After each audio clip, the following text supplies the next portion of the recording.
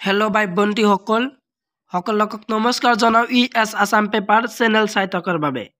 আজি তোমালোকৰ আগত লৈ আহিছোঁ BA ফাৰ্ষ্ট ছেমিষ্টাৰৰ কোৰ ছাবজেক্ট অসমীয়া ছাবজেক্টৰ দ্বিতীয় নম্বৰ চেপ্টাৰৰ কুৱেশ্যন এনচাৰ ডিছকাছ কৰিম ফাইনেল এক্সামিনেশ্যন 2024ৰ কাৰণে। আৰু এই ভিডিঅ'ৰ আগত প্ৰথম চেপ্টাৰৰ কুৱেশ্যন এনচাৰ ডিছকাছ কৰিছোঁ। এই ভিডিঅ'ৰ ডিছক্ৰিপশ্যন লিংক দিয়া আছে, প্ৰথম চেপ্টাৰৰ কুৱেশ্যন এনচাৰ চাব পৰা। আজি যিহেতু দ্বিতীয় নম্বৰ চেপ্টাৰৰ কুৱেশ্যন এনচাৰ আলোচনা কৰিম। দ্বিতীয় নম্বৰ চেপ্টাৰটো হ'ল প্ৰত্ন অসমীয়া আৰু প্ৰাক শংকৰী যুগৰ সাহিত্য লোকগীত। তো লোকগীতৰ কোনকেইটা ইম্পৰ্টেণ্ট হয় তোমালোকে চাই লোৱা। তো প্ৰথম কুৱেশ্যনটো ইম্পৰ্টেণ্ট হয় তোমালোকৰ ফাইনেল এক্সামিনেশ্যনৰ কাৰণে। প্ৰথম কুৱেশ্যনটো হ'ল যে অসমীয়া ভাষাৰ লিখিত ৰূপৰ প্ৰথম চানেকি ক'ত পোৱা যায়? তো ইয়াৰ উত্তৰটো হ'ল চৰ্যাপদত পোৱা যায়। চৰ্যাপদ কি? তো ইয়াৰ এনচাৰটো দিয়া আছে খ্ৰীষ্টীয় 10ম শতিকাৰ পৰা 4ৰ্থ শতিকাৰ সময়ছোৱাৰ ভিতৰত অসমৰ লিখিত সাহিত্যৰ সহজ পন্থীয় গীতিৰ কথাকেই চৰ্যাপদ বুলি কোৱা হয়। আৰু কুৱেশ্যন নম্বৰ 3 চৰ্যাপদ কেতিয়া ৰচিত হৈছিল? তো খ্ৰীষ্টীয় 10ম শতিকাৰ পৰা 4ৰ্থ শতিকাৰ সময়ছোৱাৰ ভিতৰত চৰ্যাপদবোৰ ৰচনা হৈছিল। আৰু ইম্পৰ্টেণ্ট কুৱেশ্যন নম্বৰ 5 অসমীয়া ভাষাৰ উৎপত্তিৰে পৰা শংকৰদেৱৰ জন্মলৈকে এই যুগটোক কোনে এন্ধাৰ যুগ আখ্যা দিছে? তো ইয়াৰ এনচাৰটো দিছে হ'ল যে পণ্ডিত হেমচন্দ্ৰ গোস্বামীয়ে। আৰু question number 6 important, very important, যে প্ৰাক শংকৰী যুগটো মূলতঃ কি সাহিত্যৰ যুগ? প্ৰাক শংকৰী যুগটো মূলতঃ কাব্য সাহিত্যৰ যুগ। 7 কুৱেশ্যন, প্ৰাক শংকৰী যুগৰ শ্ৰেষ্ঠ কবি কোন? Very important, Madhav Kandali. আৰু কুৱেশ্যন নম্বৰ 9 মাধৱ কন্দলীয়ে কেতিয়া ৰামায়ণ অসমীয়া ভাষালৈ ভাঙনি কৰে? 4ৰ্থ শতিকাত। আৰু কুৱেশ্যন নম্বৰ 10 পৰীক্ষাৰ কাৰণে ইম্পৰ্টেণ্ট হয় এই পেছৰ, যে মাধৱ কন্দলীয়ে কাৰ পৃষ্ঠপোষকতাত কাব্য চৰ্চা কৰিছিল? বৰাহী ৰজা মহামাণিক্যৰ পৃষ্ঠপোষকতাত মাধৱ কন্দলীয়ে চৰ্চা কৰিছিল, কাব্য চৰ্চা কৰিছিল। ভেৰি ইম্পৰ্টেণ্ট, কুৱেশ্যন কেইটা চাই লোৱা। আৰু আছে একলৈ চাই থকা ভিডিঅ' একলৈ চাই থকা। আৰু হ'ল তোমালোকৰ মডেল পেজ নম্বৰ 54ত দি আছে দুটা কুৱেশ্যন ইম্পৰ্টেণ্ট হয় তোমালোকৰ পৰীক্ষাৰ কাৰণে। কুৱেশ্যন নম্বৰ 3 যে সাধাৰণতে কামৰূপী লোকগীত কি কি চৰিত্ৰৰ প্ৰাধান্য দেখা যায়? তো ইয়াৰ এনচাৰটো হ'ল শিৱ পাৰ্বতী কৃষ্ণ যশোদা আদি চৰিত্ৰৰ প্ৰাধান্য এই গীতবোৰত দেখা যায়। আৰু কুৱেশ্যন নম্বৰ 4 কানাইৰ পাৰ কৰা হিয়ে শীৰ্ষক লোকগীতৰ বিষয়বস্তু কি? তো সম্পূৰ্ণ এনচাৰখিনি তোমালোকে চাই ল'বা, যিহেতু তোমালোকক দি আছোঁ। আৰু মডেল পেজ নম্বৰ 54ত দি আছে কুৱেশ্যনটো। তোমালোকৰ নেক্সটত দিয়া আছে চেপ্টাৰ নম্বৰ 2 যে পাৰ্ট নম্বৰ 3 যে চৰ্চা গীত। চেপ্টাৰ নম্বৰ 2 যে চৰ্চা গীতটো চাই লোৱা, যে চৰ্চা গীতৰ কোনকেইটা ইম্পৰ্টেণ্ট হয় তোমালোকৰ পৰীক্ষাৰ কাৰণে ফাইনেল এক্সামিনেশ্যন 2024। তো প্ৰথম কুৱেশ্যনটো দিয়া আছে যে অসমীয়া ভাষাৰ লিখিত ৰূপৰ প্ৰথম চানেকি ক'ত পোৱা যায়? এইটো ইম্পৰ্টেণ্ট হয়। তো ইয়াৰ উত্তৰটো হ'ল যে চৰ্যাপদ। তো 2 নম্বৰ কুৱেশ্যনতে আছে চৰ্যাপদৰ ভাষাক হৰপ্ৰসাদ শাস্ত্ৰীয়ে কি ভাষা বুলি নাম দিছে? তো ইয়াৰ এনচাৰটো দিয়া আছে যে আলো আদাৰী ভাষা বুলি নাম দিছে। আৰু কুৱেশ্যন নম্বৰ 3 যে চৰ্যাপদ কি? যিহেতু এই কুৱেশ্যনটো ইয়াৰ আগতে তোমালোকে পাই আহিলা, তো সেইটো চাব নালাগে, এটাই চালে হ'ল। আৰু কুৱেশ্যন নম্বৰ 4 যে 4টা তোমালোকে চাই ল'বা, ভেৰি ইম্পৰ্টেণ্ট হয়। 4 আৰু 6 এই দুটা অত্যন্ত গুৰুত্বপূৰ্ণ হয় তোমালোকৰ পৰীক্ষাৰ কাৰণে, ফাইনেল এক্সামিনেশ্যনৰ কাৰণে দুটা চাই যাবা। তো চৰ্চা গীতৰ যিহেতু এইকেইটাই কুৱেশ্যন আছিল তোমালোকৰ ফাইনেল এক্সামিনেশ্যনৰ কাৰণে, তোমালোকে এইকেইটা চাই যাবা।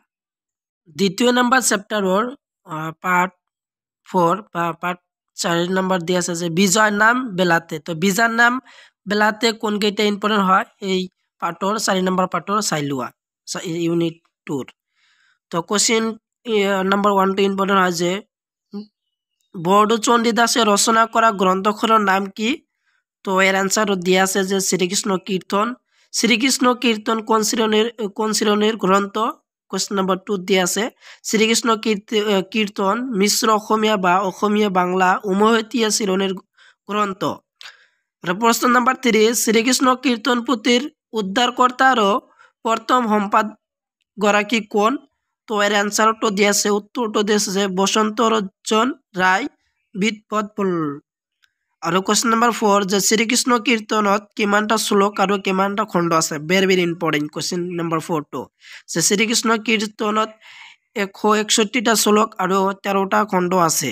ভেৰি ইম্পৰ্টেণ্ট, কোশ্চিন 4টা তোমালোকৰ 2 নম্বৰ চেপ্টাৰৰ 4 নম্বৰ পাৰ্টৰ 4টা ইম্পৰ্টেণ্ট হয় কোশ্চিন তো 4টা চাই যাবা আৰু হল তোমালোকৰ পাৰ্ট 5 দ্বিতীয় নম্বৰ চেপ্টাৰৰ যে প্ৰহ্লাদ চৰিতৰ কোনকেইটা ইম্পৰ্টেণ্ট হয় তো ইয়াত যেহেতু 3টা কোশ্চিন ইম্পৰ্টেণ্ট দিয়া আছে তো 3টা চাই যাবা যে কোশ্চিন নম্বৰ 1 আৰু এই কোশ্চিনটো 2021ত আহিছিল ফাইনেল এক্সামিনেশ্যনত তো তোমালোকৰ 2024ৰ কাৰণে ইম্পৰ্টেণ্ট হয় কোশ্চিনটো চাই লোৱা যে প্ৰহ্লাদ চৰিত্ৰ আৰু হৰগৌৰী সংবাদ এই দুখন কাব্যৰ ৰচক কোন হিম সৰস্বতী আৰু কোশ্চিন নম্বৰ 2 যে হিম সৰস্বতী কাৰ পৃষ্ঠপোষকতাত কি পুথি ৰচনা কৰিছিল এই কোশ্চিনটো 19ত আহিছিল 2019ত ফাইনেল এক্সামিনেশ্যনত আহিছিল তোমালোকৰ কাৰণে ইম্পৰ্টেণ্ট হয় তো ইয়াৰ উত্তৰটো দিছে হিম সৰস্বতী ৰজা দুৰ্লভ নাৰায়ণৰ পৃষ্ঠপোষকতা লাভ কৰি প্ৰহ্লাদ চৰিত্ৰ আৰু হৰগৌৰী সংবাদ নামৰ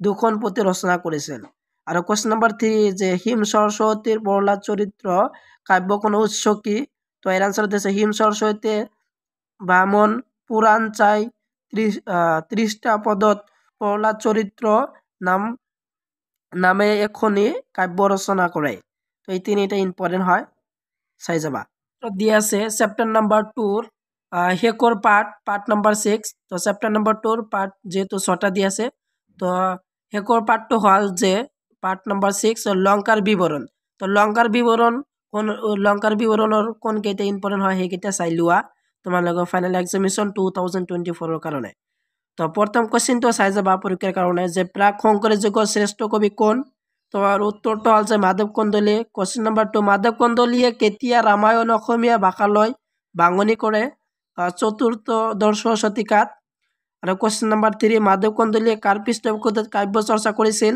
বৰাহী ৰজা মহামাণিক্যৰ পৃষ্ঠপোষকতাত কৰিছিল আৰু কোশ্চিন নাম্বাৰ 4 মাধৱ কন্দলী কোন আছিল সেইটো চাই যাবা আৰু কোশ্চিন নাম্বাৰ 5 টো চাই লোৱা যে মাধৱ কন্দলীয়ে কোনখন মহাকাব্য অনুবাদ কৰিছিল তো এৰ আনসাৰত দিয়া আছে মাধৱ কন্দলীয়ে সংস্কৃত বাল্মীকিৰ ৰামায়ণ অসমীয়া অনুবাদ কৰিছিল আৰু কোশ্চিন নাম্বাৰ 7 টো দিয়া আছে মাধৱ কন্দলীয়ে ৰামায়ণত বৰ্তমানে সন্নিবিষ্ট কোনটো কাণ্ড শংকৰদেৱে ৰচনা কৰিছিল উত্তৰাখণ্ড ভেৰি ইম্পৰ্টেন্ট আৰ কোশ্চেন নাম্বাৰ 8 মাধৱ কন্দলীয়ে ৰামায়ণত বৰ্তমানে সন্নিবিষ্ট খণ্ডকাণ্ড মাধৱদেৱে ৰচনা কৰে আদিকাণ্ড দুটা ইম্পৰ্টেণ্ট হয় তো যেহেতু আজি তোমালোকৰ আগত যেবিলাক কোশ্চেন এনসাৰ ডিসকাস কৰিলো অত্যন্ত গুৰুত্বপূৰ্ণ হয় তোমালোকৰ ফাইনেল এক্সামিনেশ্যন 2024ৰ কাৰণে গোটেইবিলাক চাই যাবা আৰু এইবিলাক কোশ্চেন আছিল তোমালোকৰ 1 মাৰ্কৰ তো আজিৰ ভিডিও এইখিনি আছিল সম্পূৰ্ণ ভিডিও চাই থকাৰ বাবে তোমালোকক সকলোকক ধন্যবাদ জনাও